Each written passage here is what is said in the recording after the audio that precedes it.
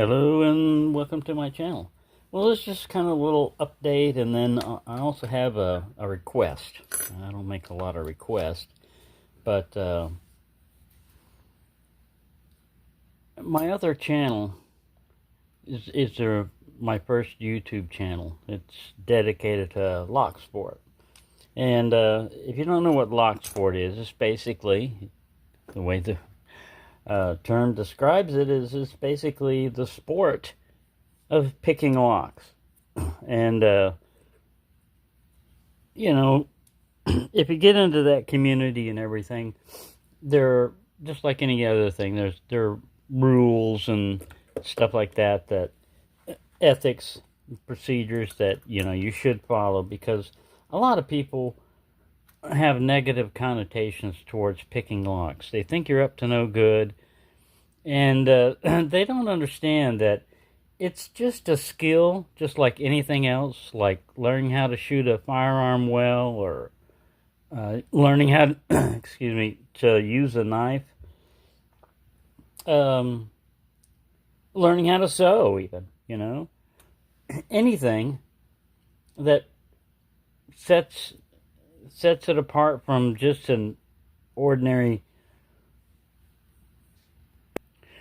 Anyways, what I'm trying to say is, rambling off on what skills are and stuff. Um, that other channel, even though it started way before this one, it's still at like 800 something subscribers. Now, you can monetize it before 1,000 by doing a bunch of different stuff and everything, but usually you have to have 1,000 subscribers as a minimum before that channel can get monetized. And a lot of my videos has got thousands of views. And the only thing that bugs me about that is YouTube runs ads on those, and YouTube is making money off of those, off of that content, and I'm getting nothing. I'm getting absolutely nothing from the advertisements and stuff that they're running on that channel.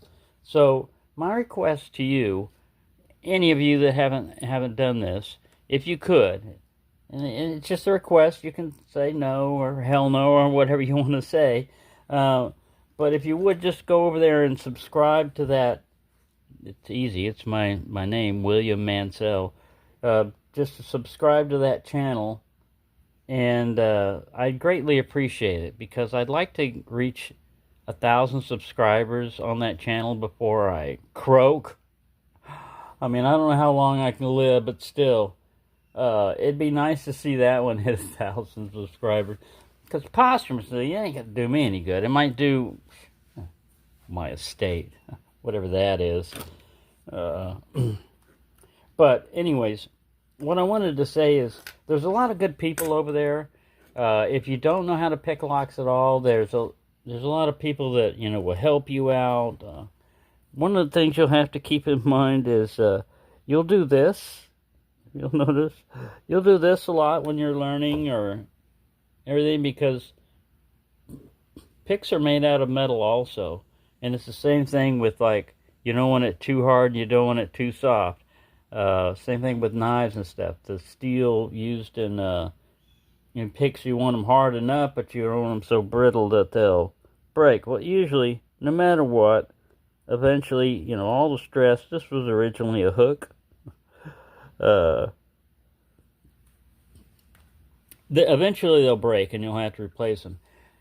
You can get carried away in lock sport also, and you don't have to. A lot of times I made my own picks. This isn't one of them, but the size of this, if you look at the diameter and the thickness and the size, windshield wiper blade inserts, the metal inserts on those work perfectly for a base. And then it's just Dremel tools. Usually you're going to find that a hook works very well most of the time. Like I said, you can get carried away with pick shapes. If you know what you're doing, Bogatas like this are amazing on a lot of locks, but they won't open everything. And I actually like this, the worm. I like the worm shape a little bit better, because it's not as sharp as these. But anyways, it's a lot of fun. It's interesting. You usually have locks. If you're lived long enough, you've got enough locks lying around. You probably have quite a few that don't have any keys, and there's your inventory right there.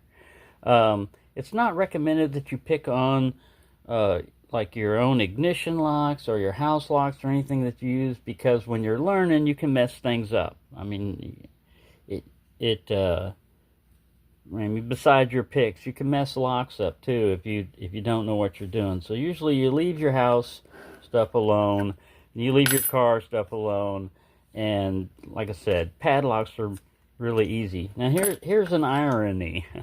uh, this is a huge, heavy duty, hard, solid steel, hardened shackle, ball bearings in there, so you can't just take a piece of metal and shim it, like a Coke can or anything. Anti-drill features in here, so you can't just drill this out that easy. But it's pretty easy to pick. I mean, I can get this thing open in less than a minute, and I didn't have to practice. I mean, it's that easy. Now, it's not that Master Lock can't make a good core, a good, they have the capability of doing that. Where is it found? In their cheapest lock. I mean, cheapest against physical deterrence, because this is a lockout, tagout lock. So, it's designed to lock out equipment, but they know that a lot of times people are going to walk away and they're going to forget, they're going to go off shift, and you need to start this stuff up. Maybe it's all fixed. Well, usually the other technicians are the ones that remove that. You can't do that, but it's designed so that this is plastic body. It's designed that anybody could get into this lock without having to pick it. But if you have to pick it, it's not easy. It's going to take more than a minute usually to get into one of those. It's just a 5-pin lock and everything, but they really put some effort into that. I'm going to mess around with this. I'm just going to sit around. Now, the only problem with this, when you pick one of these, you see these holes in the bottom right there? If you rotate this thing after you pick it, if you keep rotating it 180 degrees, all those key pins are going to fall out. And you're basically, unless you can take it apart and put it back together again, you screwed it up. But you got to keep that in mind, because a lot of times when people open a lock, they went, whee, I got it, and then they forget. But really, you don't want to exceed, that's that key limiting term. You don't want to keep going. You can with the tension wrench. You can go beyond what it should do. But yeah, that's all I'm saying. I'd appreciate anybody that would do that. And I've got 1,000 videos. It's basically me starting off, picking, learning how to pick locks. The thing I had the most success with at first was raking. Man, I could get into locks quickly, and I basically did not know what I was doing as far as individual pins, but it's tension. The tension on the lock, I could feel that just right, and boom. As a matter of fact, my first challenge lock, if you ever get into lock sport and you find it interesting and everything, people will send you locks that are not, I don't know if this is a challenge lock or not, because Jolly Peanut sent to me. They are not a normal lock. Basically, once you know about lock picking and everything, and you know what's difficult and everything, you can get in there and do modifications to the lock that a normal locksmith couldn't do. They have standards and tolerances that they have to follow, and a challenge lock doesn't. My very first challenge lock I raked open. Raked. I didn't even pick it. As bam, it opened. I'm like, wow. Well, eventually, afterwards, I did another video where I single pin picked it open, but it took a lot longer. And that's just because when you're doing single pin picking, you're basically checking the status of every pin as you go along and deciding whether or not does this pin need to be picked or not. And that's based basically on tension, how much tension you put on the lock. If you put too much tension, all the pins will bind. If you don't put enough tension, none of them will bind. And it's a balance between the amount of tension you're applying, and then are you on a pin? That's how you can break a lot of, because if you push up on in between in between the pins right there is a solid thing that doesn't move, you know. And if you push up on it, I got a binding pin. No, what you've got is just fell off. What you've got is you're not on the pin. You're not positioned correctly, and that's, again, that takes skill. That's not something you can get Google to do for you, an AI or anything like that. You have to learn it, and I think it's fun to learn different things like that because it comes in handy. Also, if you lose keys or if friends of yours lose keys, the basic ethics we have on lock picking is you don't pick on any lock that you don't own or have permission to pick.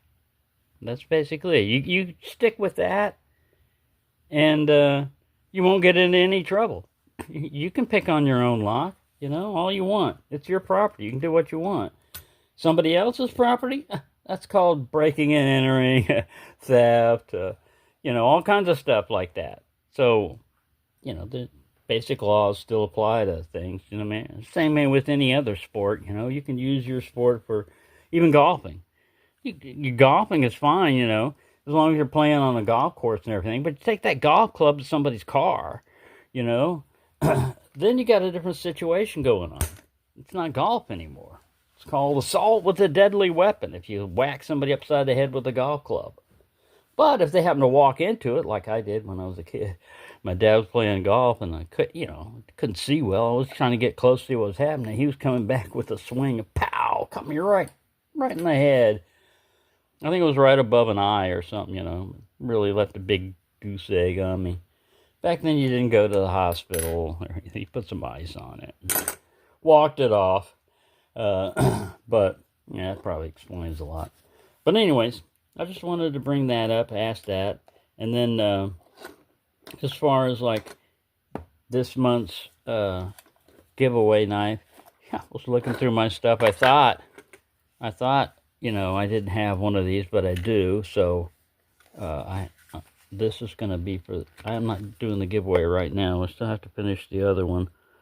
But this will be the giveaway for, what is it? October. We just started October. It's October 1st. Yeah, so look around out there. There's a video floating around, and I see more people, have entered and stuff. But I do have a giveaway going on of, where is he?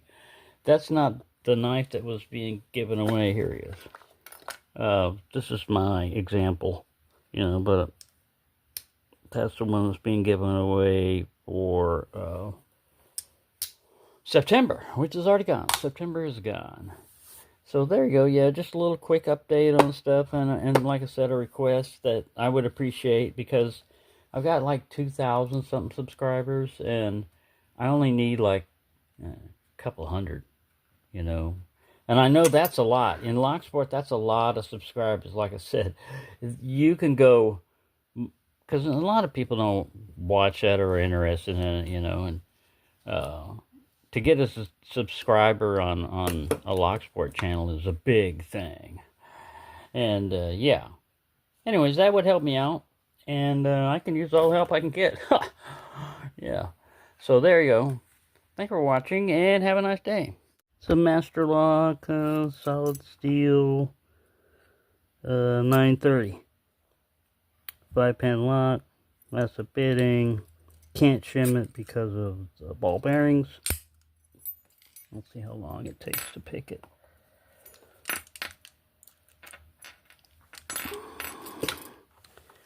Bottom of the keyway tension there. Sorry for all the bumping.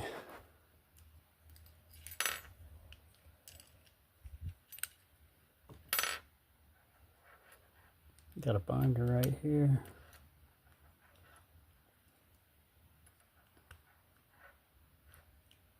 Got another one. Set that.